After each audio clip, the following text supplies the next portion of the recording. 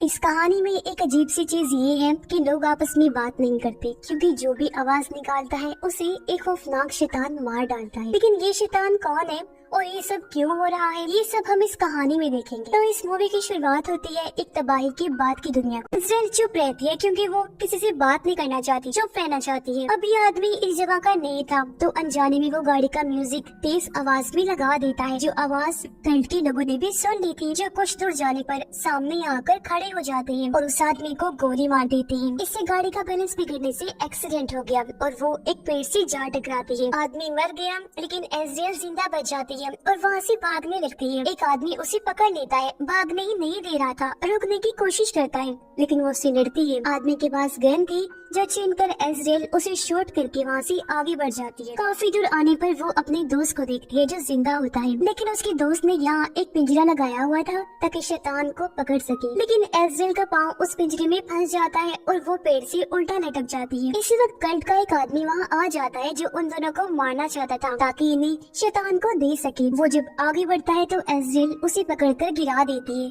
जिससे आदमी जख्मी हो गया। जब उसका खून बहता है तो उसे सूंघकर शैतान यहाँ आ जाता है, जो पहले उसके खून को चाटता है, फिर आदमी को खा जाता है। फिर वो इज़राइल की दोस्त की तरफ बढ़ा, साथ ही इज़राइल को भी खाने की कोशिश करता है पेड़ पर चढ़ के, लेकिन इज़राइल किसी तरह अपने आप को आजाद कर लेती है, मगर अपने दोस्त को नहीं बचा पाती। शैतान उसे खा जाता है, जो देखकर इज़राइल वहाँ से भाग निकलती है, लेकिन अपने दोस्त की मौत का उसे बहुत दुख था। अब वो फैसला करती है कि वो कल्ट के लोगों से अपने दोस्त का बदला लेकर रहेगी, इसलिए वो वापस उस जगह जाती है जहाँ कल्ट के लोग रहते हैं और वहाँ पे आवाज निकालती है, जो ये लोग अक्सर निकाला करते थे। इस वजह से कल्ट के लोग समझते हैं कि शायद उनका कोई साथी खतरे में है और वो सब उसे बचाने के लिए जंगल में निकल पड़ते हैं। इसका पर तभी एक शैतान ठीक इज़राइल के ऊपर आ जाता है। वो उसके खून को सूंघता तो है, लेकिन उसे कुछ करता नहीं, छोड़ देता है, क्योंकि इज़राइल के हाथ पे उस प्रेग्नेंट सिस्टर का खून लगा हुआ था। इससे शैतान को ये लगा कि यही वो प्रेग्नेंट औरत है जो हमारे बच्चे को जन्म देने वाली है, इन्हीं शैतान के बच्चे को। इसलिए कोई भी शैतान इज़राइल को कुछ नहीं कहता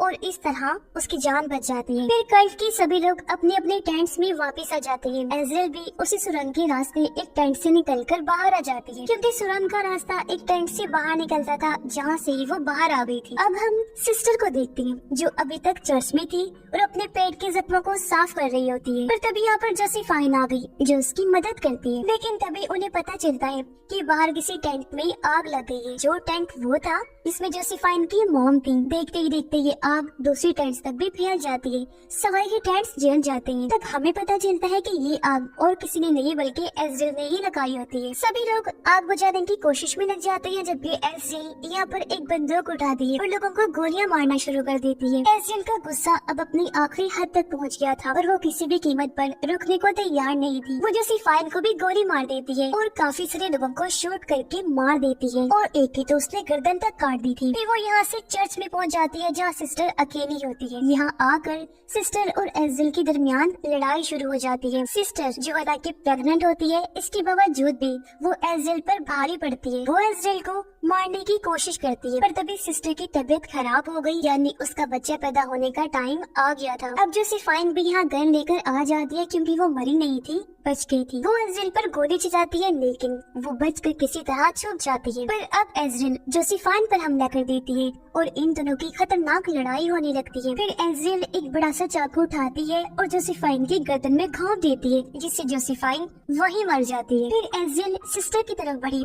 सिस्टर ने अपने बच्चे को पैदा कर दिया होता है, लेकिन वो इससे बहुत ज्यादा खौफजदा हो गई। उसे बच्चे से डर लग रहा था। वो अब खुद एक चाकू उठाती है और अपना गला काट लेती है, जिससे उसकी वहीं पर मौत हो जाती है। इज़राइल उस बच्चे को देखने के लिए आगे बढ़ी। वो बच्चे को अपने हाथ में उठाती है। अब तभी वहाँ पर बहुत सारे शैतान आ जाते हैं। साथ ही हम इस बच्चे का चेहरा देखते हैं, जो इंसानी बच्चा नहीं था, बल्कि किसी बकरी की तरह लग रहा था। बहुत ज्यादा भयानक रूप था उसका। अब वो सारे शैतान इज़राइल के सामने आ गए, लेकिन उसे कुछ भी नहीं कहते, क्योंकि उन्हें ये लगता है कि ये बच्चा उनका मसीहा है और इज़राइल इस मसीहा की माँ है, तो हम इसे कुछ भी नहीं कह सकते। सब शैतान ये देखकर काफी खुश हो जाते हैं اور وہ اس کے سامنے جھک جاتے ہیں، جسے ایزرائیل کو اس ٹائم یہ احساس ہو رہا تھا کہ میں ان کے لیے کتنی اہم ہوں، کیونکہ ان شیطانوں کا مسیحا میری گود میں ہے اور وہ اسے میرا بچہ سمجھ رہی ہے، مجھے اس کی ماں سمجھ رہی ہے۔ وہ بڑے غور سے بچے کو دیکھ رہی ہوتی ہے، کیونکہ وہ سوچ رہی تھی کہ ایک طرح سے اس بچے کے ذریعے میرے پاس پاور آ گئی ہے جو اب میں انجوائے کروں گی،